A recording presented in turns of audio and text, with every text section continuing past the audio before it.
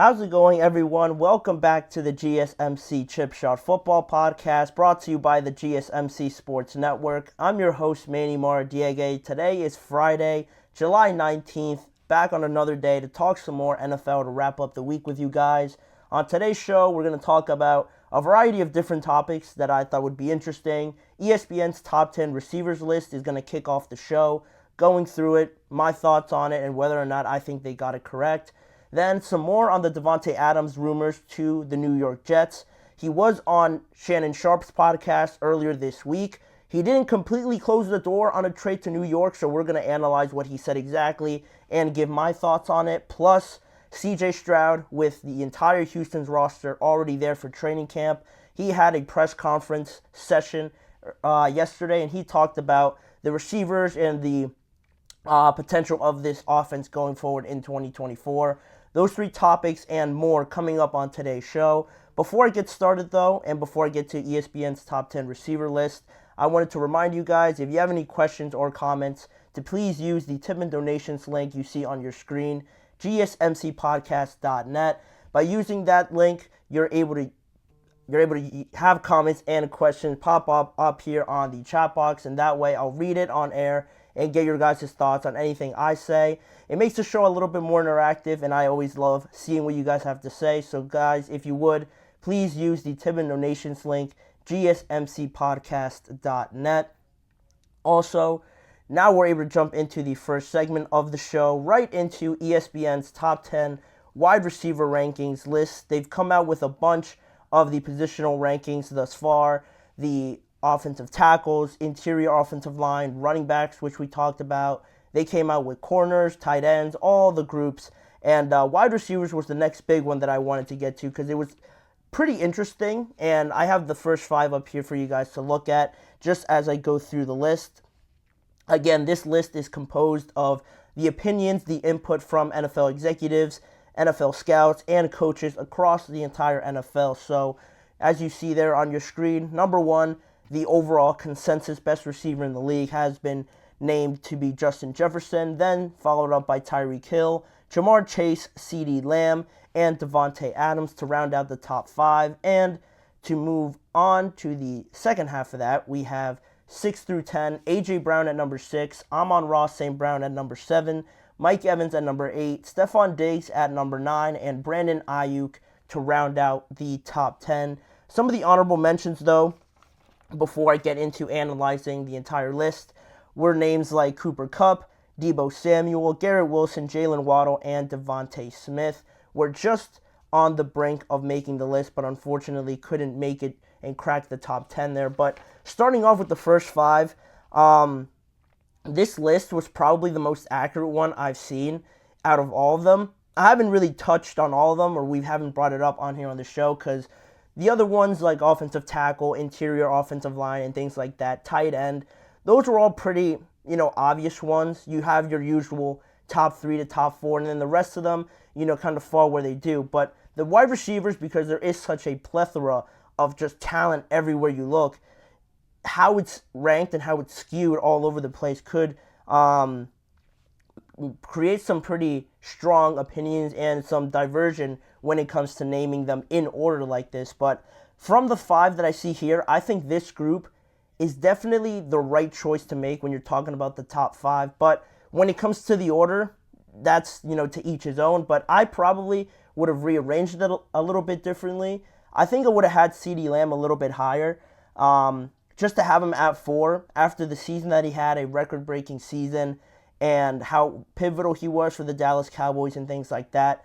I think 4 is a little low, but in the same breath, Tyreek Hill also had a great historical season for any other receiver not of his standards. So I probably wouldn't put him 2. I probably would just take him above Jamar Chase, just switch those two around.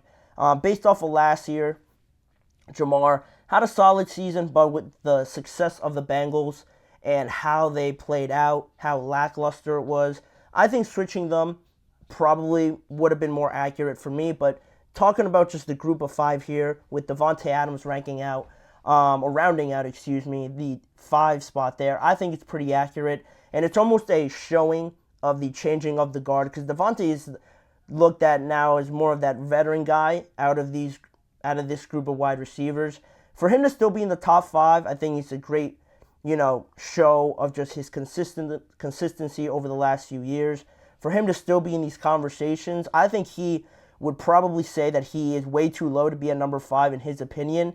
And he actually touched on it a little bit on Shannon Sharp's podcast as well, when he mentioned him coming in at number 5 and just the idea of being ranked among the top 3, top 5 wide receivers. He said, over the last 6 years, there's only been one person that people can't take out of the top 3, and that's me. So for him to see himself at number 5, I'm sure he feels a way about it, but it's almost that changing of the guard, like I mentioned, with him sort of going down the rankings a little bit. And the team that he's on, the Las Vegas Raiders, obviously doesn't do him any favors with the quarterback situation, possibly hindering his numbers, but even saying that, he had a great year last year for having Jimmy G, Aiden O'Connell in there, and Brian Hoyer, I think, as well, at some point in that season. So for him to still be in the top 5 with the current circumstances of that team, not knowing who the quarterback is going to be, might even give him a few more extra points just based off of that. Because if you look at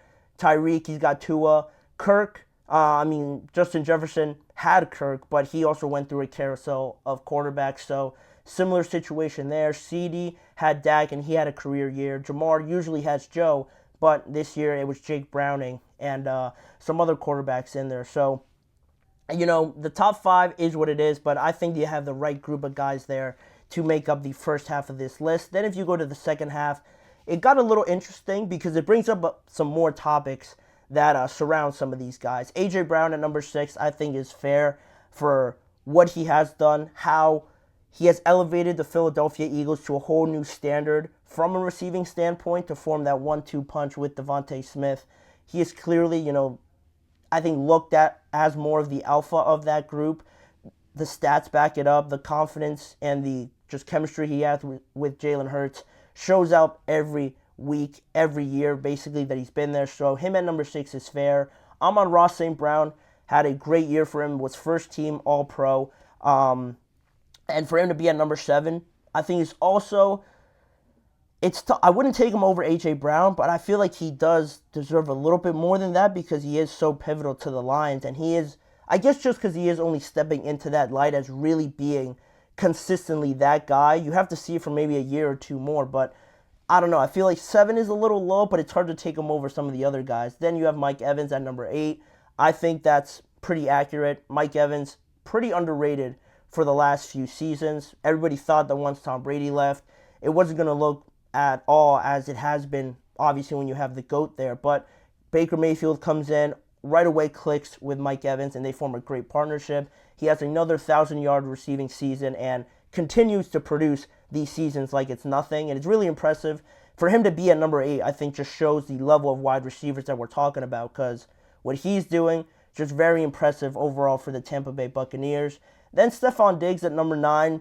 Not a great season last year, but based on who he is, the reputation that he's built up, I think 9, if you really take into account the entire career of Stephon, you could argue that that is a little low. But again, we're dealing with such a bigger pool of talent that number 9 might just be the best spot that you can fit Stephon Diggs in at this moment. And Brandon Ayuk at number 10 surprised me a little bit because I just didn't feel that people really viewed him in that light yet. For him to be, when you're thinking top 10 receivers in the NFL, so many names pop up. Some that didn't even make the honorable mentions list, like George Pickens and Calvin Ridley and DeAndre Hopkins. Some of these guys just all over the league. You can even throw in there Puka Nacua as well. After just 1 year, I think a lot of people have that impression of him. For him to be top 10 after 1 year, I know sounds crazy, but he could have been in that conversation is what I was trying to say. So there's a lot of guys on this list, including the honorable mentions, that just could have been close to making this list. For Brandon Ayuk to be at number 10 not only surprised me, but brings up the idea that the money that he's asking for, $30 million per year, is probably what you're going to have to pay for all of these guys. If you look at all the names on this list, I think the only ones that haven't gotten paid as of yet, or actually I know the only ones that haven't gotten paid, are CeeDee Lamb, Brandon Ayuk, and Jamar Chase. Jamar Chase isn't eligible just yet, or they decided not to do it this offseason. Then you have CeeDee Lamb and Brandon Ayuk. Every other receiver on this list makes up the top 5, the top 6, or just recently got a contract extension in the last year or two. And Brandon Ayuk, for him to be in the top 10, I think only solidifies his case more that he deserves to be at least a $30 million receiver like he's been wanting to get, but the 49ers, for some reason, just don't value him at that market price. And I know they have a lot of things to deal with, but based on everything and how everybody else views him, he should get that contract, and likewise with CeeDee Lamb. But that's where it all sort of falls into place right now.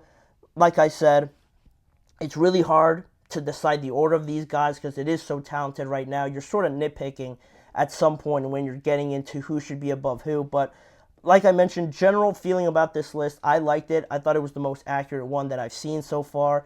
Because it was so hard to pick a top 10, I would really struggle picking a top 10 because some of the guys in the honorable mentions, like Debo, Brandon's teammate, Cooper Kupp, Jalen Waddle, Devontae Smith, all are great receivers. But making the top 10 list, there's certain things that separate you, and I think ESPN did a good job with this one. I'll give them that because some of their lists before did surprise me a lot more, but I could agree with this one the most part after that. And we're going to see where it goes, specifically with CeeDee Lamb and Brandon Ayuk, and how hopefully their contract situations get resolved over the next few weeks.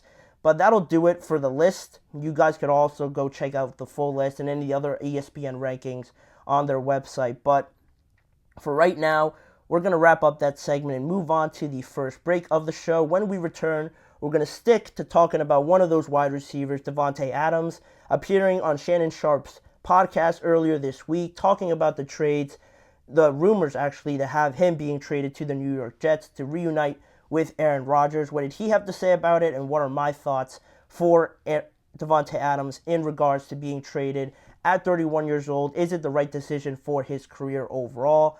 We're going to get to that topic after this break. Don't go anywhere.